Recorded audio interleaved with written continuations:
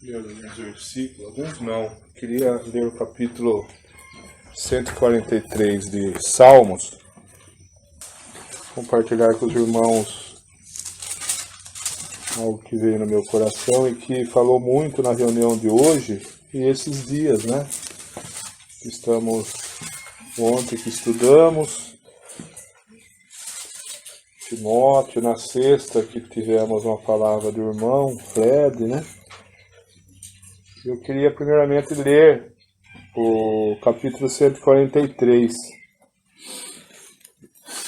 o Salmo de Davi, né?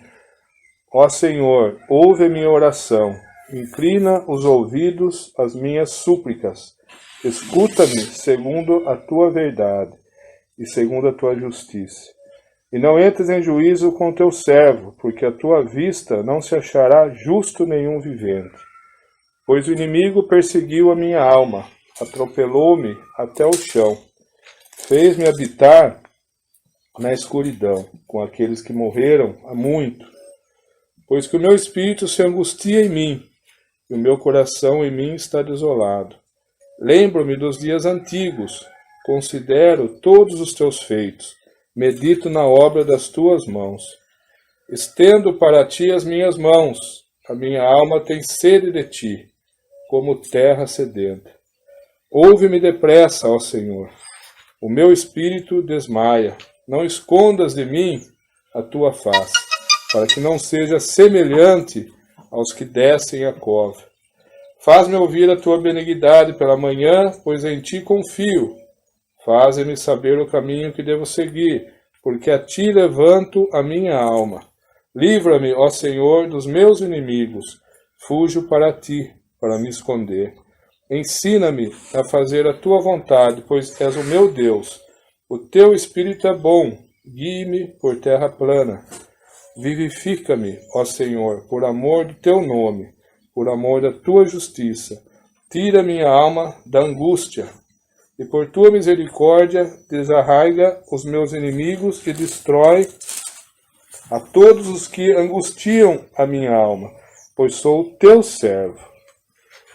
Irmãos, eu escolhi esse capítulo, mas poderia ser muitos outros aqui, tanto de Salmos como do Velho Testamento, que a gente percebe aqui nesse Salmo de Davi, a partir do primeiro versículo, ele pede ele suplica, na verdade, né, a Deus, pedindo justiça, né? Ele pede a justiça para ti, ele pede para livrar sua alma, ele confessa que ele é servo, ele também tem ciência que não existe nenhum ser vivente justo, né? Aqui na terra. Ele fala dos inimigos que perseguem a sua alma. A gente percebe que esses inimigos não são só os inimigos terrenos, né? Existe uma força, uma parte espiritual que é onde eu queria chegar, porque nós estamos falando, irmãos, do Velho Testamento, onde, no momento ainda, uma circunstância onde o Senhor não tinha ainda feito a obra. E a gente percebe, quando a gente lê os Salmos de Davi, a gente lê Isaías, Jeremias, os profetas, Elias, tudo, como era difícil, e todos eles parece que vivia com uma angústia, com o coração, né, na escuridão, apertado, aquele momento, aquela dispensação, aquela época que todos clamavam, né, o Davi, que vivifica, meu Senhor, por amor do teu nome, por amor da tua justiça. Eles clamavam. Alguma coisa eles percebiam que estava faltando na vida deles. Como era difícil, não tem como a gente imaginar, irmãos, naquela época, o que estava aquilo lá? Os irmãos, se a gente pegar as falas de Paulo no Novo Testamento, muda a entonação da fala. Já fala do Senhor Jesus, já fala da obra, já fala do amor, já fala da redenção. E eu tava lendo esses capítulos, e comecei a reparar nisso. Você pega, você pode voltar, semanas atrás, não sei se foi o irmão Júlio que leu 86, né? O capítulo 86. A gente vê a vida de José, como era difícil, né? O capítulo 86, no versículo 7, no dia da minha angústia, clamo a ti, porquanto me respondes. Entre os deuses não há semelhante. As pessoas, os crentes daquela época, clamava a Deus Pai, porque o Senhor Jesus ainda não tinha sido revelado, clamava para ajuda, para salvar a alma deles, porque, irmãos, eles já estavam, todos ali estavam perdidos, estavam mortos. Não tinha esperança, não tinha. Então bastava o quê? A súplica, a oração para Deus e Pai. Eles não tinham o que nós temos hoje. É onde eu queria chegar. Se a gente pega mesmo o livro de Hebreus, como muda o texto, como muda a postura dos irmãos hoje, nós, né, que estamos... Você pega o capítulo 1 de Hebreus, por exemplo, né, que tudo é falado do Senhor, tudo é voltado para o Senhor Jesus. Vendo Deus antigamente, falado muitas vezes e de muitas maneiras aos pais, pelos profetas. A nós falou-nos, nesses últimos dias, no Filho, a quem constituiu herdeiro de tudo, por quem fez também o mundo, o qual, sendo o resplendor da sua glória e expressa imagem da sua pessoa, e sustentando todas as coisas pela palavra do seu poder, havendo feito por si mesmo a purificação dos nossos pecados, assentou-se à destra da majestade nas alturas, feito tanto mais excelente que os anjos, quando herdou mais excelente nome que eles. Aí fala, né, porque o qual dos anjos disse jamais, tu és meu filho. Aí vai descrevendo, tudo voltado para o Senhor Jesus. Aquilo que nós lemos hoje na primeira reunião, que o Luca leu, o Giovanni leu, que explica. Então, o que a gente percebe daquela época para essa? O que mudou, irmãos? O que hoje nós temos, que naquela época não tiveram, né? Naquela época o pecado aniquilava todo mundo. Hoje nós temos o Espírito Santo em nós temos a salvação. Hoje nós vivemos aqui, nesse mundo com o Senhor, nós somos salvos, falando de nós que somos salvos. A nossa vida, irmão, não tem nem como comparar com os irmãos daquela época. Porque aqueles irmãos viviam aquele peso, aquela pressão. Se a gente for pegar em Coríntios, fala do aguilhão, né? Aí lá pergunta, onde está o aguilhão, sua morte? Porque naquela época o aguilhão estava lá. Existe todo dia. O que é o aguilhão? É uma ponta, né? Um ferrão, podemos chamar, o escorpião tem um aguilhão. Antigamente usavam a lança, né? Na ponta da lança, um aguilhão para os bois, para o gado, para os escravos.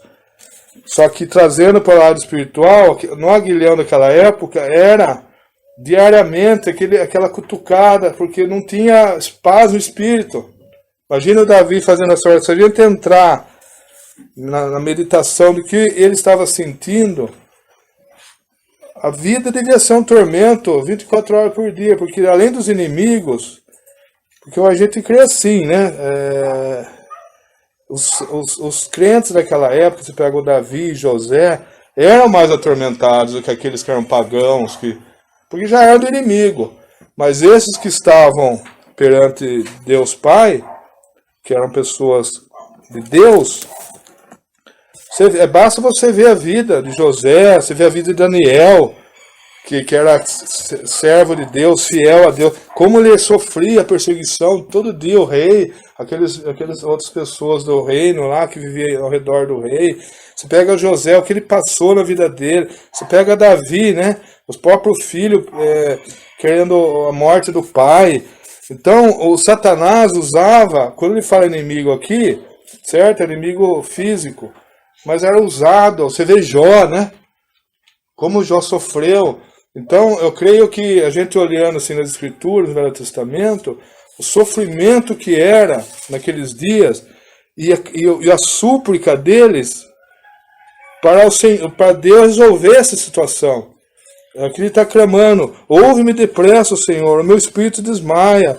Não escondas de mim a tua face, para que não seja semelhante aos que descem a cova. Faz-me ouvir tua benignidade. No coração dos homens, acho que sabia que tinha alguma coisa que aconteceu, um plano divino.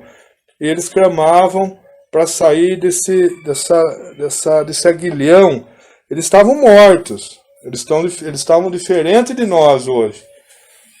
Os que não estão salvos hoje, acho que não experimentam essa mesma pressão deles, porque hoje o Espírito Santo está na terra, não sei, está em nós, está de uma certa forma, recai sobre eles também alguma sorte de bênção, mas nessa época aqui, não havia nada, Deus Pai, Senhor Jesus, Espírito Santo lá no céu, e aqui era dominado por Satanás, não tinha nada de consolo, não tinha nada de bênção, não tinha nada, é homem por si só.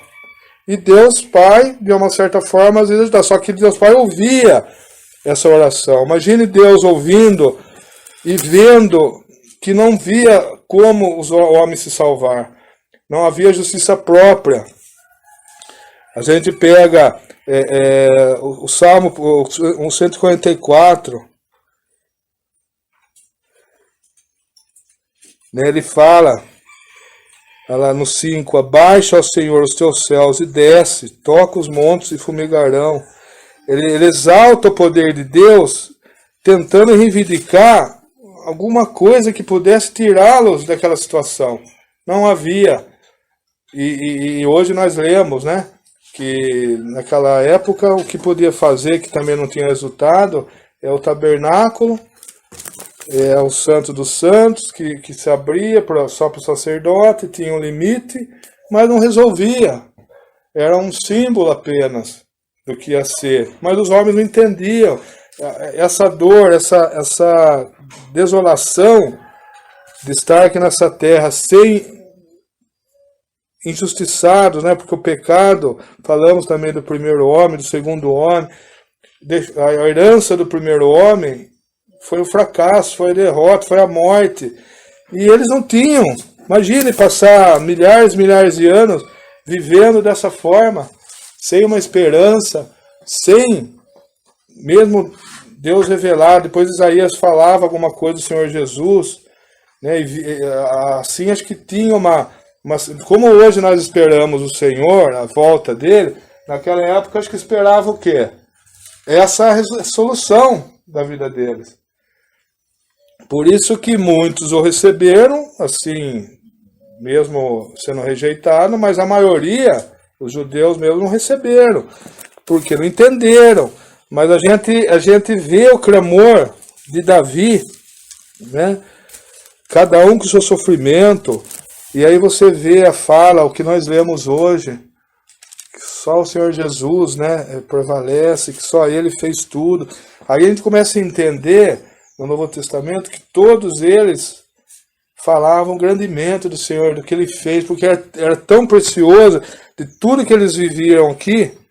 Eu acho que ainda os discípulos conseguiram entender um pouco mais, porque eles estavam antes da morte do Senhor e experimentaram a salvação, né?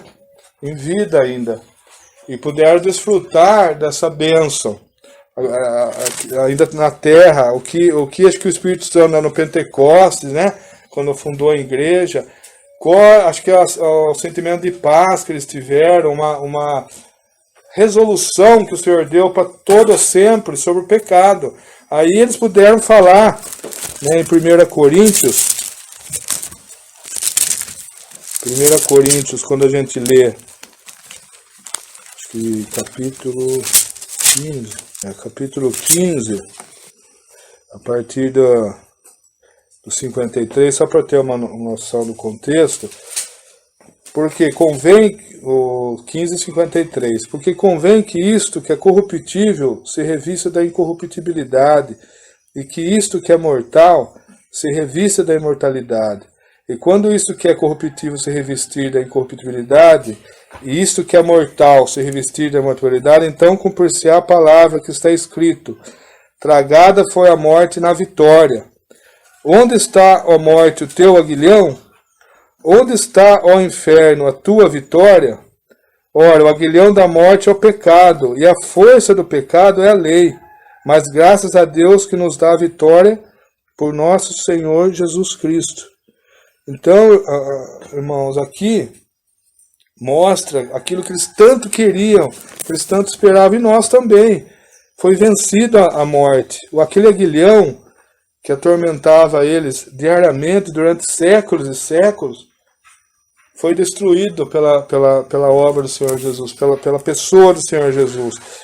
Tanto é que se a gente começar a ver tudo aquilo que nós lemos hoje, o que nós vimos ontem no versículo 16 de Timóteo, que fala sobre toda a vida, o processo, né?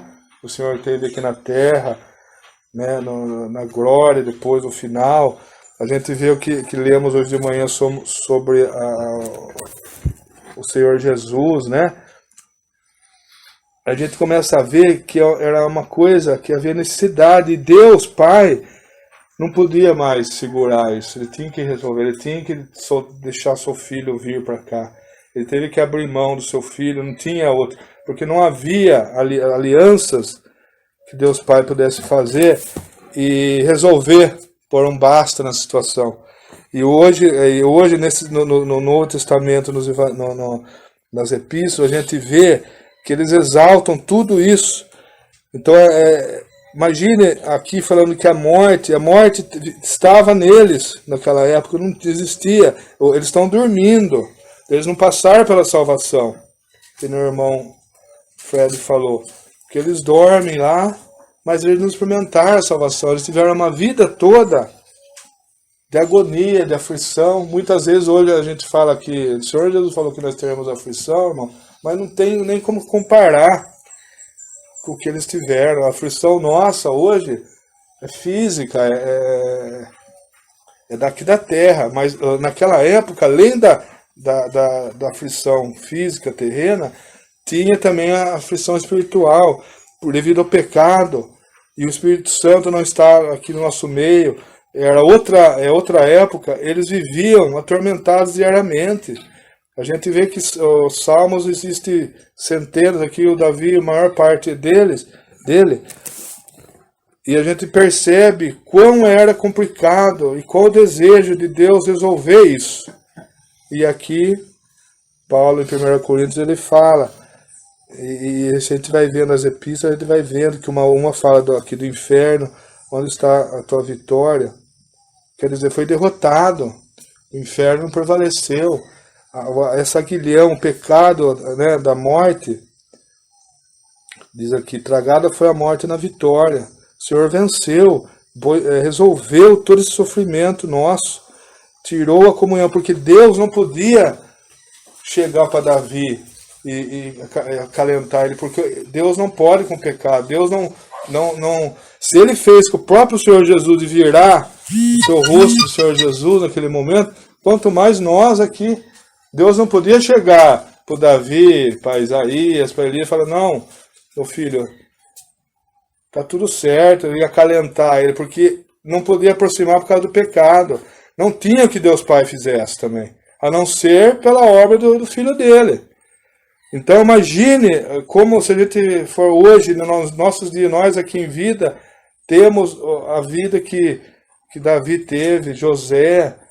Então nós temos que só realmente agradecer. E hoje lembrar do Senhor, para nós que estamos salvos, na verdade é um dever, né? Um compromisso, é uma obrigação. Porque se a gente fizer essa comparação, a gente fica de boca aberta, né? Que a vitória veio pelo nosso Senhor Jesus. E Deus Pai, né, naquele momento não pôde ajudar o Senhor na cruz, porque ele recebeu todos os pecados. O Senhor Jesus, naquele momento, ele pegou todos os pecados de Davi, estava sobre si desde o início, do princípio até aqueles que vão nascer ainda, que não foram salvos. O Senhor Jesus já recebeu, no momento da cruz, os seus pecados. E ele conseguiu, mesmo com a omissão, né? a não ajuda que Deus deu naquele momento, ele volveu o rosto e deixou o Senhor lá, porque ele não podia, mas o Senhor Jesus conseguiu vencer e trouxe a vitória para nós. Então é muito rico, irmãos. Eu falei assim, nossa, e aí o irmão Fred comentou algumas partes, ontem nós lemos aquilo lá, hoje o Senhor mostrou muitas coisas que ele fez, e aí mais assim, falou, nossa, naquela época os irmãos não tinham o Senhor Jesus, não tinha comunhão, não tinha essa filiação que nós temos hoje, essa intimidade, esse relacionamento que nós adquirimos com a morte do Senhor. Por mais que ele orasse, Deus ouvia, mas não podia sentir essa volta, esse retorno da resposta. Deus não usava os profetas, sim, na vontade dele fazia tudo que ele precisava fazer, para pelo menos ajudar de uma certa forma aqui ao povo dele, mas não tinha esse contato íntimo, não tinha como ele ter esse relacionamento. E hoje não. Hoje a gente tem tudo e muitas vezes a gente negligencia, né? A gente não dá o devido valor pelo que o Senhor fez e quanto custou para essa humanidade, essa época, para aqueles ali que não tinha e não teve esse privilégio que nós estamos tendo hoje, de nós vivermos para o Senhor, reconhecemos tudo que Ele fez e a gente ter essa vida com Ele, né? Então a gente abre os evangelhos, a gente vê cada um enaltecendo Paulo, somente eu posso falar todas as epístolas, ele fala da obra dele, antes de ele cumprimentar, fazer os cumprimentos, ele fala do amor de Cristo, ele fala da obra que o Senhor Jesus morreu, salvou. Aí você pega às vezes a carta de Pedro, a carta de João, os evangelhos, sempre enaltecendo o Senhor, porque isso que ele fez era esperado por séculos, mas ninguém sabia o que ia acontecer. Quantas gerações viveram na morte, morreram na aflição, e a gente eles não puderam ter a esperança que nós tivemos. Então nós somos alcançados pela graça, e hoje a graça, ela está em nós. O Senhor Jesus nos mostra a cada dia o que Ele faz por nós. Você pede uma coisa, você ora, você tem relacionamento com Ele, você tem comunhão, você tem o Deus Pai, que hoje nós podemos chamar de Pai, que antes não era só um Deus Criador, que não tinha contato com os seus filhos, né? Então é rico, irmão. É isso que eu queria compartilhar com vocês. Se tiver alguma coisa a mais.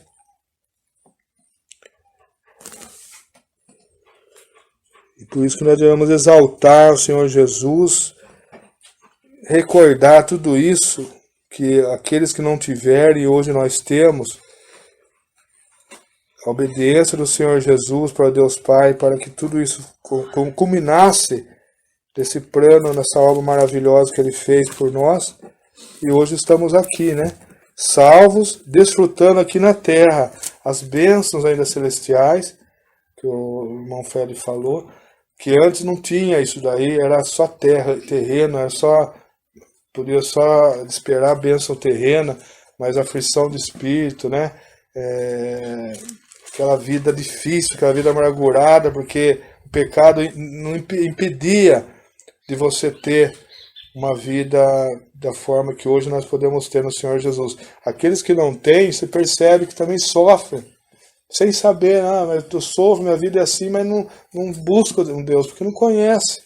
Hoje tem muitos desses que vivem também aí, batendo cabeça para lá e para cá, por não ter o amor de Deus, não entregar sua vida.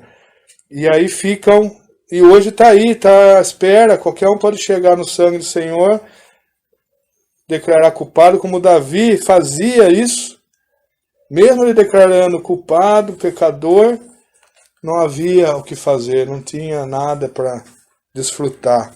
E hoje nós temos. Então é que nós possamos dar valor pelo que o Senhor fez por nós. E a gente desfrutar em vida tudo isso, né? Para que possamos entender esse mistério, né? Que estava oculto, que é a própria pessoa do Senhor, que morreu por nós, que cumpriu todo o propósito de Deus Pai. E hoje podemos estar aqui louvando o seu nome, né? Mais um versículo que eu estava procurando, achei, irmãos, que retrata isso em segunda epístola de Pedro, no capítulo 1, que muitas vezes a gente lê a epístola, mas muita gente presta atenção, ele está ligando com aquela necessidade lá do passado que eles não tinham. Essa falta da salvação que não tinha, que o Pedro, na segunda epístola de Pedro, capítulo 1, ele fala, vamos ler a partir do versículo 1, aqui diz: Simão Pedro, servo e apóstolo de Jesus Cristo, aos que conosco alcançaram fé igualmente preciosa pela justiça do nosso Deus e Salvador Jesus Cristo. Graça e paz vos sejam multiplicadas pelo conhecimento de Deus e de Jesus nosso Senhor, visto como o seu divino poder nos deu tudo o que diz respeito à vida e piedade, pelo conhecimento daquele que nos chamou pela sua glória e virtude, pelas quais ele nos tem dado grandíssimas e preciosas promessas, para que por elas fiqueis participantes da natureza divina, havendo escapado da corrupção que pela concupiscência há no mundo. Então aqui mostra, irmãos, que nós escapamos da corrupção, do pecado, de tudo que fazia mal para o homem. Através do Senhor Jesus, Ele nos trouxe essas grandíssimas e preciosas promessas. Ele tirou nós de um lugar e transportou, né, para o Filho do seu amor, né? Nós estávamos na perdição, nas trevas, Ele nos transportou para o Filho do seu amor. Ou seja, hoje nós estamos no Filho. E Ele tem dado essas grandíssimas e preciosas promessas para a gente viver nela, ficarmos participantes da natureza divina. E isso é rico, irmão. Se a gente for escutar tudo isso que hoje o Senhor nos deu e a gente tem que desfrutar, a gente fica horas falando, né?